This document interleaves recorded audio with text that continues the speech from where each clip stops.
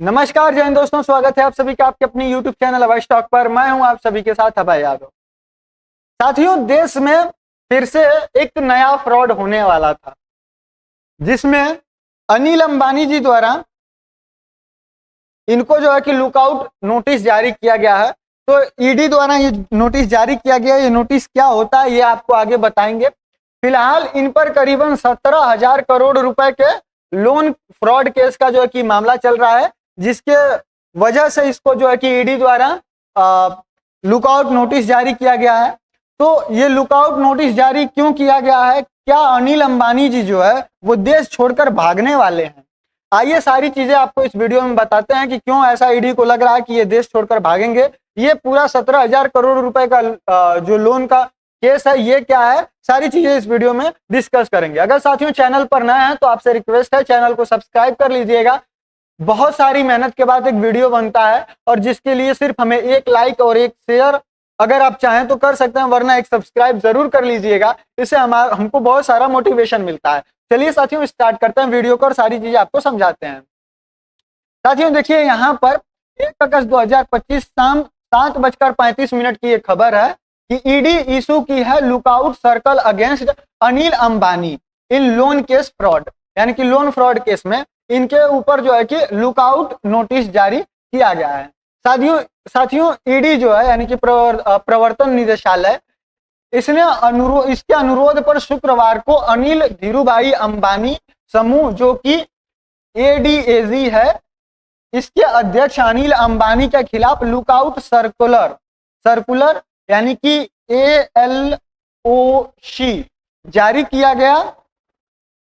यह कदम ईडी द्वारा कथित जो 17,000 करोड़ रुपए का लोन का धोखाधड़ी है उसके मामले में जांच जो चल रही है उसी के मामले में इसमें किया गया है। तो अब बात करते हैं कि जो सर्कुलर लुकआउट नोटिस है जो कि LOC है वो है क्या चीज। तो देखिए, लुकआउट सर्कुलर प्रवर्तन निदेशालय CBI या फिर पुलिस जैसी प्रवर्तन एजेंसियों द्वारा जारी किया गया एक नोटिस होता है जिसका उद्देश्य जांच के दायरे में आए व्यक्तियों को भारत छोड़ने से रोकना होता है। और यह गिरफ्तारी वारंट नहीं है बल्कि यह यात्रा प्रतिबंध का काम करता है। हवाई अड्डे या फिर बंदरगाहों पर आवर्जन अधिकारियों को व्यक्ति को भारत छोड़ने से रोकने के लिए सतर्क किया जाता है। यानी कि एक प्रकार से जैसे पुलिस स्टेशनों में वांटेड करके कुछ चोरों की, कुछ वांटेड लोगों की जिस तरह से फोटो चिपका दी जाती है, तो यही एक बड़े स्तर पर जब किया जाता है किसी आदमी के खिलाफ जिसके ऊपर केस चल रहा हो, जिसका ये डर हो कि ये देश छोड़कर भाग जाएगा, तो ये एयरपोर्ट्स हो गया और जो बंदरगाह यानी कि जहां पर शिप्स वगैरह से ट्रेवल होता है तो वहां पर जो पोर्ट्स हो गया वहां पर ये चीजें की जाती हैं। जो वहां के आवर्जन अधिकारी होते हैं यानी कि जो जांचकर्ता अधिकारी होते हैं उनको ये पता होता है कि उनके पास ये इमेज चला जाता है, ये नोटिस चला जाता है कि ये आदमी को बाहर जाने से रोकना है। और ये कब होता है कि जब आदमी पर शक हो कि ये भारत छोड़कर जा सकता है। और इसको जारी कौन कौन कर सकता है? तो ईडी कर सकता है, CBI कर सकता है या फिर पुलिस जो है कि ये कर सकती है। साथियों क्यों जारी किया गया यह? तो यह जब संदिग्ध के भारत से भागने का खतरा हो, सहयोग न मिलने की आशंका हो या फिर वित्तीय अपराध की जांच जारी हो तो पूछताछ या कानूनी कार्यवाही के लिए संदिग्ध की भारत में उपस्थिति सुनिश्चित करने के लिए LOC जारी किया जाता है, यानी कि लुकआउट जो सर्कुलर नोटिस है ये जारी किया जाता है। अब टाइमलाइन और इवेंट्स की बात करें तो 24 जुलाई 2025 को ईडी ने रेड्स कंडक्ट की 35 से अधिक लोकेशंस पर। जो अनिल अंबानी की जो कंपनी है मुंबई और दिल्ली में, वहां पर 35 से अधिक जगहों पर छापेमारी की गई। वहीं 30 जुलाई 2025 को रिपोर्ट्स जो है कि मर्ज की गई ईडी द्वारा, जो कि करीबन 68.2 करोड़ के फेक बैंक गारंटी की जो है कि यहाँ पर नोटिस जारी की गई। मतलब कि बताया गया कि कवर किया गया कि ये 68.2 करोड़ रुपए का फेक जो है कि बैंक गारंटी यहाँ पर मिला इनको। वहीं 1 अगस्त 2025 को ईडी ने लुकआउट सर्कुलर जो अनिल अंबानी के खिलाफ है ये जारी कर दिया नोटिस। और 5 अगस्त 2025 को अनिल अंबानी जी को ईडी के सामने इंट्रोगेशन के लिए उपस्थित होना है, यहाँ पर उनको ईडी द्वारा बुलाया गया है, समन दिया गया है। साथियों, अनिल अंबानी के खिलाफ मामला क्या है? तो ईडी के मुख्य आरोप हैं कि पहला जो है कि 17,000 करोड़ रुपए का लोन, फ्रॉड लोन का जो है कि यहाँ पर मामला है। यह मामला रिलायंस के एडीए समूह के विभिन्न कंपनियों द्वारा लिए गए ऋणों से जुड़ा है और ऐसा संदेह है कि यह जो ऋण है उसका दुरुपयोग किया गया है। जिस चीज के लिए वो लोन लिया गया था वहां पर उसका यूज नहीं हुआ है। मतलब आप बिजनेस में लगाने के लिए अगर उस लोन को ले रहे हैं तो आप उसका बिजनेस पर्पज से यूज करेंगे, ना कि पर्सनल यूज से। तो यहाँ पर यह सामने आया है कि ये पैसा जिस वजह से लिया गया था बिजनेस के लिए, वहां पर इसका यूज नहीं किया गया है, बल्कि कहीं और ही इसका इन्वेस्टमेंट किया गया है। तो इसके वजह से ये जो मामला है पहला। वहीं जो दूसरा है वो है 3,000 करोड़ रुपए का यस बैंक घोटाले का एंगल भी सामने आ रहा है, जिसमें 2017 और 2019 के बीच एडीएजी यानी कि जो अनिल जी की कंपनी है, कथित तौर पर यस बैंक से 3,000 करोड़ रुपए से 3,000 करोड़ रुपए से अधिक यहाँ पर लोन जो है कि यह प्राप्त कर चुके हैं यस बैंक से। साथियों, ईडी का संदेह है कि बैंक के अधिकारियों को रिश्वत दी गई थी तथा ऋण राशि को गैर संचालन राशि या फिर फर्जी फॉर्म के माध्यम से हस्तांतरित किया गया था। अगर एक आम आदमी को लोन लेना होता है जो कि करीब 4-5 लाख हो गया, या फिर मतलब जो एक एकदम गरीब या फिर कोई और एकदम मतलब छोटे वर्ग का आदमी है, तो उसको तो लोन ही नहीं मिल पाता है। उसके लिए 50 तरह की जांचें होती हैं और इतने बड़े बड़े अमाउंट्स लोन के मतलब किस तरीके से इन बैंकों में पास करा दिया जाता है, किसी को रिश्वत खिला खिलाकर अधिकारियों को, यहाँ पर आप देख सकते हैं। साथियों, बाद में इन निधियों की वैधता दिखाने के लिए सिस्टम में वापस भेज दिया गया और जो कि क्लासिक सर्कुलर उधार और मनी लॉन्ड्रिंग का यहाँ पर मामला निकलकर सामने आया।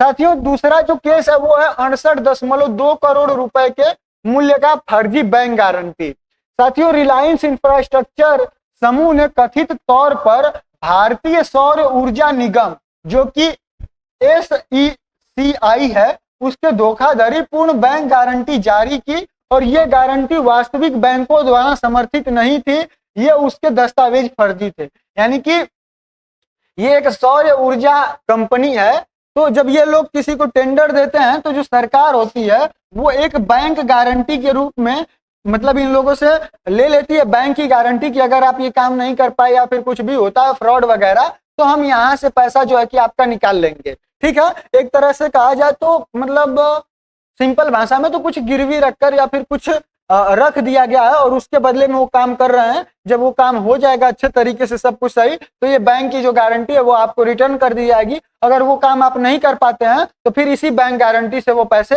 निकाल लिए जाएंगे। तो ये जो बैंक की गारंटी थी इसी को इन्होंने फर्जी रूप से पेश कर दिया और ये यही जो है कि यहाँ पर फर्जी दे दी गई। साथियों, सरकारी अनुबंधों को सुरक्षित करने या फिर धोखाधड़ी से कानून दायित्वों को में देरी करने के लिए यहाँ पर उपयोग किया गया। वहीं जो तीसरा है ऋण डायवर्जन और मनी लॉन्ड्रिंग का मामला है। कुछ ऋणों के लिए लेयरिंग और डमी कंपनियों के माध्यम से अपतटीय खाते या फिर रियल एस्टेट व्यक्तिगत निवेश को पुनः निर्देशित किया गया और यह धन शोधन के अंतर्गत आता है जो कि PMLA जो कि धनराशि शोधन निवारण अधिनियम 2002 है, उसके अंतर्गत यह जो है कि दंडनीय अपराध है। अब आगे देखिए जो ईडी के रडार के अंतर्गत कौन कौन कंपनी और व्यक्ति हैं। तो साथियों, प्रवर्तन निदेशालय यानी ईडी ने 35 से अधिक परिसरों पर छापे मारे और जो एडीएजी कंपनियां हैं जैसे रिलायंस कम्युनिकेशन, रिलायंस इंफ्रास्ट्रक्चर और रिलायंस पावर, सहयोगी और जो वरिष्ठ अधिकारी हैं, वित्तीय सलाहकार और जो लेखा फर्म है, वहीं 50 से अधिक कंपनी और 25 व्यक्ति जो है यहाँ पर जांच के दायरे में है। ये छापे धन शोधन निवारण अधिनियम जो कि PMLA है उसके तहत यहाँ पर इनपुट के आधार पर CBI FIR की है 2022 में दर्ज की और जो RBI और जो सेबी है उसकी जांच रिपोर्ट और जो राष्ट्रीय वित्तीय रिपोर्टिंग प्राधिकरण है NFRA और राष्ट्रीय आवास बैंक जो कि NHB है और बैंक ऑफ बड़ौदा की रिपोर्ट के आधार पर यहाँ पर जो है कि ये सब यहाँ पर किसके अंतर्गत में आया, इन लोगों के जो फ्रॉड किया गया ये उसके अंतर्गत आया और इन सारी चीजों की वजह से इस पर जो है कि काम हुआ। साथियों, कंपनियों का क्या कहना है? तो जो रिलायंस इंफ्रास्ट्रक्चर और रिलायंस पावर है वो इस विवाद से खुद को अलग मान रही है। यानी कि अनिल अंबानी की ही कंपनी जो रिलायंस इंफ्रास्ट्रक्चर और रिलायंस पावर है वो कह रहे भैया हम अलग हैं, ये जो सिस्टम था ये अलग है, इससे हमारा कोई भी लेना देना नहीं है। और सार्वजनिक बयान में उन्होंने स्पष्ट किया कि ऋण और धोखाधड़ी के मामले अब बंद हो चुकी हैं या फिर अलग संस्थाओं जैसे कि रिलायंस कम्युनिकेशन और रिलायंस होम फाइनेंस लिमिटेड से ये संबंधित है।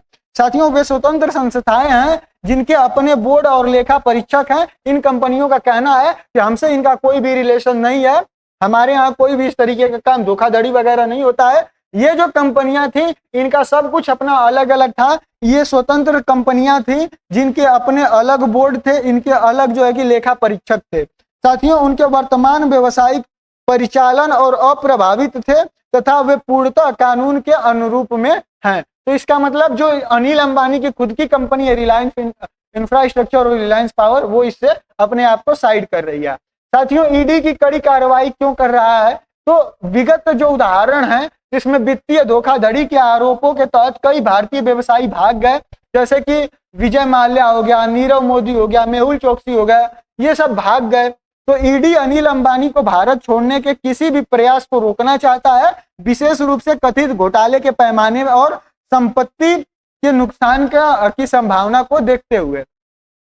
यानी कि अब जो है मतलब इन सारी चीजों से ये जो निपट के भारत को लूट के चले गए, इन लोगों को सीख लेकर इन लोगों से इनको रोकने का जो है कि काम करने के लिए ईडी ये सतर्कता बरत रही है। साथियों जो लुकआउट नोटिस है यह सुनिश्चित करती है कि वह भारतीय अधिकार क्षेत्र में रहे और निर्धारित तिथियों पर उससे पूछताछ की जा सके। यानी कि जब भारतीय कंपनियों का जो भी इसमें संलिप्त कंपनी जो मतलब संस्थाएं हैं जो पूछताछ करना चाह रही हैं, तो वो वहां पर उपस्थित हो, इसको सुनिश्चित करने के लिए ये नोटिस जारी किया गया। साथियों अब आगे क्या है, तो 5 अगस्त 2025 को अनिल अंबानी के ईडी के सामने पेश होने की उम्मीद है और शपथ दिलाकर पूछताछ की जाएगी, जिसमें वित्तीय record, balance sheet, board minute प्रस्तुत किया जाएगा और यहाँ पर सारी चीजें पूछी जाएगी। कथित रूप से डाइवर्ट की गई धनराशि के स्रोत, प्रवाह और अंतिम उपयोग के बारे में पूछा जाएगा कि जो आपने लोन वगैरह लिया है उसका लास्ट आपने कहाँ पर उपयोग किया है, उसका प्रूफ दीजिए कि किस किस जगह पर, सही जगह पर आपने उपयोग किया है कि नहीं किया है। साथियों यदि असंतोषजनक यहाँ पर मामला निकल कर आता है तो ईडी फिर उनकी संपत्तियों की कुर्की करेगा और या फिर हो सकता है कि इनको अरेस्ट किया जाए। अगर ईडी संतुष्ट नहीं होता है तब ये सारे जो है कि कदम यहाँ पर उठाए जाएंगे। साथियों उम्मीद करता हूँ सारी चीजें आपको अच्छे से समझ में आई होगी। बाकी आपकी अपनी क्या राय है इस विषय पर, भारत में इस तरीके के जो फ्रॉड्स होते हैं उस पर आप क्या कहना चाहेंगे, कमेंट सेक्शन आपके लिए खुला हुआ है। अगर आपकी कोई हमारे लिए राय है तो हम उसके लिए आपका स्वागत करते हैं, कमेंट सेक्शन में जरूर बताइएगा। बाकी हम मिलेंगे अगले वीडियो में किसी नए टॉपिक के साथ, तब तक के लिए जय हिंद, जय भारत।